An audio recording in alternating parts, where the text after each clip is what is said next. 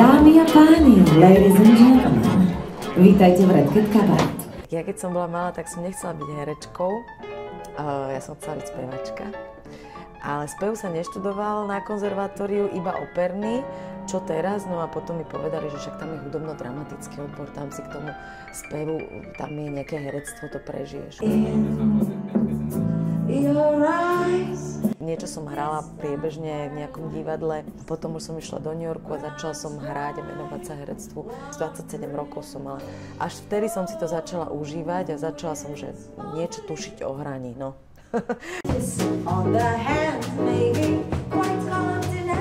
Máme takýto, áno, kabaretný klub a to bol taký sen, ktorý sa zrodil zrejme, keď som žila v tom New Yorku. Poprvé som robila v reštaurácii a bare. Som si zamilovala takéto prostredie a zároveň som bola obklopená samými takými bláznami a proste tanečníkmi, burlesk tanečnicami a oni ma brali na všelijaké také vystúpenia, také kabaretné, povedzme. Hovorím, že fíha, že to je super, to by som raz chcela mať taký nejaký priestor. Keď som mala 35 rokov, tak znova mi to tak napadlo, tak rozmýšľala, že čo by som ešte v živote chcela urobiť vlastne. A vtedy mi to prišlo, že ten kabaret, ty si chcela ten kabaret. A vedela som, že chcem, aby to bol taký príjemný bar, že ľudia sem prídu ako do iného sveta a že z toho budú mať zážitok a že sa tu poprepájajú všetky tie umenia. Sú to také nezabudnutelné večery tu, lebo veľkú rolu samozrejme hrajú aj diváci.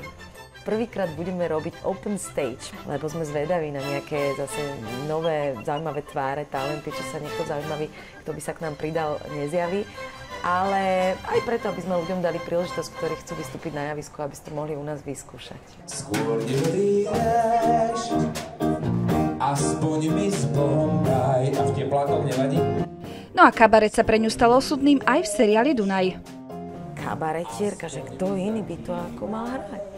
No si potom povedala, že tú rolu nikomu nedarujem, že je moja.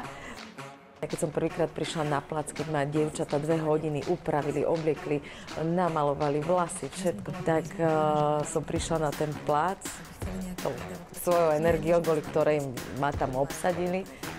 A ten režisér sa ma zlakol, že Ježiš, ty si jak naozaj. Lebo ja som naozaj. Ale dievčatá, ukludnime sa a vy začnite, nemáme na vás celý deň. Lucia však dostala ďalšiu pracovnú ponuku. Zahrať si v novom seriáli Sex O'Clock. Ma z Prahy oslovil režisér, lebo už sme spolu točili predtým a on ma chcel do tej hlavnej postavy. Ja mu hovorím, počujem, ma hlavnú postavu v češtine, že ja úplne si neviem, či si trúfam, a som spekulovala, potom mi to aj ľúto bolo. A nemáš tam niečo iné pre mňa, že dobre, tak dám čo kamošku. To je príšerný.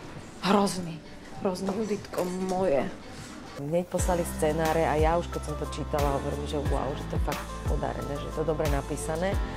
A vlastne keď som videla aj prvé 2 diely, hovorím si, že nesklamal, že presne takto som si to predstavovala, ako to je. Tam všetky tie generácie, ale ten príbeh je rozprávaný teda 16-ročným chlapcom.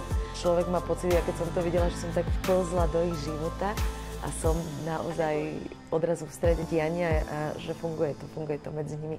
Víš co? Tak pojedeme niekam. Pojedeme na víkend, na wellness, ti udělá dobře. Tak ja tam hrám tú najlepšiu kamarátku mami Judity. Je to taká veselá kopa, ona v podstate, on ju tak prispôsobil nakoniec, teda asi trošku aj mne. Som vlastník kaviarne, som slobodná, bezdetná, takže taká postava, že celkom to vlastne na mňa tak sedí. Má zmysel pre humor, je taká veselá, odvážna, v podstate tiež si nedáva pozor na to, čo povie. Počkej, spolu to zvládnem. Keď to človek zapne, už sa do toho zamiluje. Už to bude chcieť pozerať. Je to také, nemá to chybu, je to naozaj podarené. Také okienko do toho sveta tých tínežerov dnešných trošku. A pre mňa tiež, napríklad ja niektoré veci som im už nerozumela. Ten slang. Tak to je fakt overkill. Teplej táta, světá máma, naložená ségra. Co bude dál? Babička si založí OnlyFans? Toľko toho je, že ja nestíham snívať, lebo akože žijem tak naplno, že ja nestíham mysleť na to, že čo chcem, akože ešte, no určite budem niekde cestovať, určite príde niečo, ale nemám teraz, že teraz som fixovaná na nejaký sen, čo teraz sa musí stať. Každý deň je nový, prináša nové veci, je to zážitok a každý ten deň si treba užiť najlepšie, ako sa dá.